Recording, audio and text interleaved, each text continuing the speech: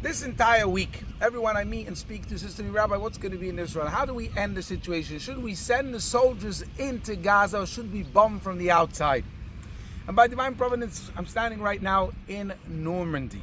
And right over here, what comes to my mind is the famous operation of D-Day, where the Allies sent soldiers in here to fight the Nazis. And what happened?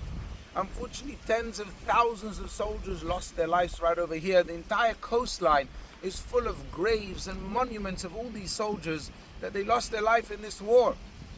And did this bring an end to the war? Unfortunately, it didn't. It was only months later when America sent 2 big bombs to Nagasaki and Hiroshima, and that brought an end to the war.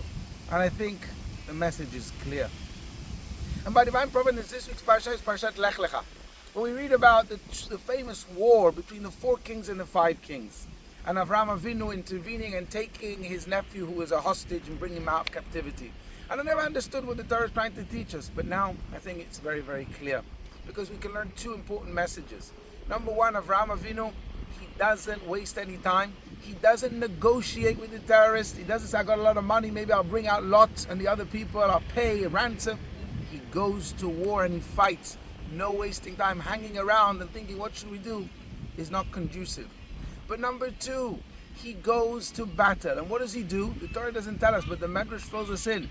He takes sand and he throws it at them, and a miracle happens and it turns into arrows and swords and kills so many people. Catastrophe happens. And they say to Avram, please just go. We can't handle this. Take the captives, take the hostages and go. And Avram wins the war. And the message is clear. Avraham Avinu doesn't say, but there's innocent people, there's men, women and children. He bombards them because that's the only way to deal with terrorists. So we don't want to have a place like this in Normandy around Gaza where all these tens of thousands of soldiers, God forbid, are buried. We don't want monuments. We want to release the captives. We know what we need to do. Let's hope that the leaders take the message of this week's parasha, they learn from Avraham Avinu, and they remember the history that happened right here, and they release the captives in the way that's needed. And please God, we'll have great news. We win the war already speedily in our days. This week we'll hear it straight away. Wishing us all Shabbat Shalom.